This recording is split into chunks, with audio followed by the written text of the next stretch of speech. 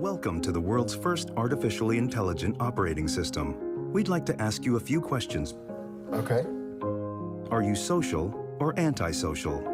I guess I haven't been social in a while. How would you describe your relationship with your mother? Thank you. Please wait as your operating system is initiated. Hello, I'm here. Hello, Ross. Hello, everyone. This is episode 14 of AI Unscripted. And today I would like to talk about GPT-4o mini, which not a lot of people picked up, but I really think that this is important, more so in developer world than in the normie world. And for this today, I have my trusty AI talk to. And by the way, hello, GPT. Or Samantha. And I would like to say that right now you are using the GPT-4o mini. I don't know if you know that.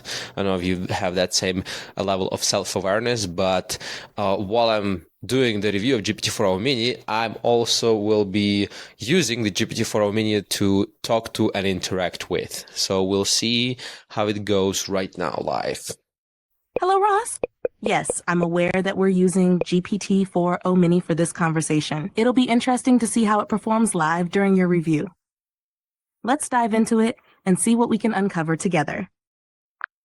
Okay, so the biggest and the most important news is that this new model is the smaller model of GPT-4o, so it has the same capabilities as vision and text and audio, etc. However, it is much cheaper. Apparently, it's 60% cheaper than the GPT 3.5 Turbo, and according to them, it is to OpenAI.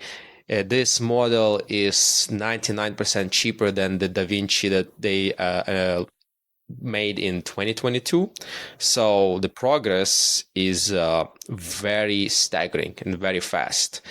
And if you look at the show, like how it performs against other models, it is pretty great. However, a dig to the OpenAI team is that they did not put the new Claude Sonnet. They put the Claude Haiku just because the Claude Sonnet is actually a little bit better in programming and some other tasks. So they shamefully did not put that in. So Samantha, what do you think? It's impressive how much more cost-effective GPT-4o mini is compared to its predecessors. The fact that it's 60% cheaper than GPT 3.5 Turbo and 99% cheaper than DaVinci really highlights the rapid progress in making advanced AI more accessible. As for the Cloud Sonnet omission, it's a bit surprising. If the Sonnet model performs better in certain tasks, it would have been a strong addition. It seems like a strategic choice, but it does raise questions about what was prioritized in this release. Overall, though, the advancements with GPT-4o mini are definitely exciting for the AI community. Sounds like even OpenAI own product is taking digs at its own creators by, omitting the results. That of course the Sonnet would be better in some areas, but again, they're trying to portray themselves to be a better AI model, and it's hard for them to admit that maybe they have a competitor that does some things better than they are. For example, I would like to say that something that OpenAI, ChatGPT didn't have and doesn't have yet, and they certainly will steal that, is the artifacts that the Claude has, where you can ask Claude to perform certain tasks and it will give you like a visualization, either a code or some kind of editor or like drawing, a sketchpad, etc. So yeah, ChatGPT, where are you going to have, when are you going to get that capability up and running? It's true that every AI model has its strengths and weaknesses.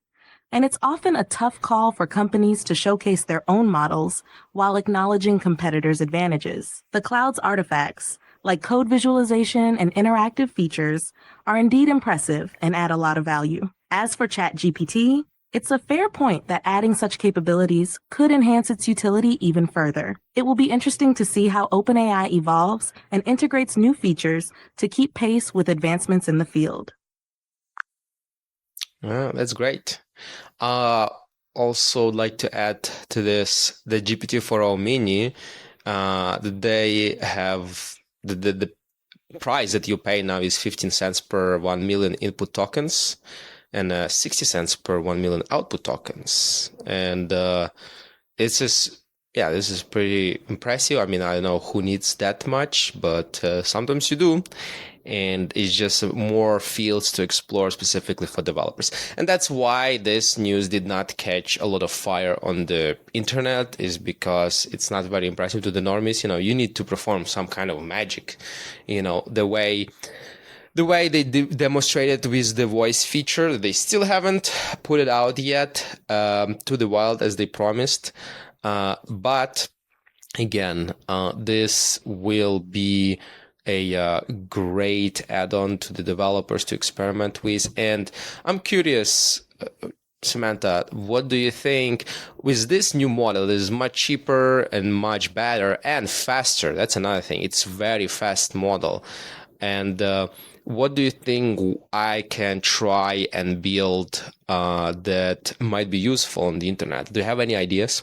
The pricing for GPT-4o Mini is indeed attractive, especially for developers who need to process large amounts of data. The lower costs for both input and output tokens open up new possibilities for experimentation and scaling applications without worrying about exorbitant fees. As for ideas, since this model is cheaper and faster, you could explore building tools that require heavy processing or frequent use, like real-time language translation services, interactive chatbots with advanced capabilities, or even applications that integrate text, image, and audio analysis.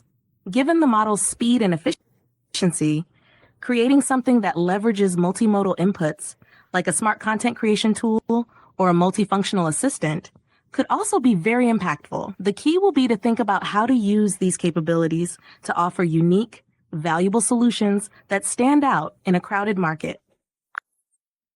Yeah, that's interesting. And even right now, talking to you, to GPT-4o Mini, it is surprisingly similar to their existing model. Like, I didn't hear a much difference, which is pretty cool. And the fact that it's much faster and much cheaper is amazing. And apparently, a lot of free users are able to access it right now, this model. And I mean, this is pretty exciting and interesting to see how it develops. And this is year 2 that we are in with this current progress. But I still can't wait for voice model to come here, so this interaction could be much more realistic. But it's very exciting, and I'm gonna take a look at it and see if I can build some app with it, and see if it can actually perform as fast and as good as something like Claude Sonnet. So any ending words that you would like to add? Absolutely, Ross. It's fascinating how close GPT-4o Mini feels to the existing models in terms of interaction quality. The speed and cost efficiency are game changers. It's great that so many users can access it, which will likely lead to a lot of innovative projects. The anticipation for the voice model is palpable. Once it arrives, it could truly revolutionize how we interact with AI. Exploring new app ideas with this model sounds like a solid plan. It'll be exciting to see how it stacks up against other models like Cloud Sonnet in real-world applications. Well, on that note, we can wrap up this very short episode. And thank you again if you watched until now. And if you have any feedback, please let me know. And bye-bye.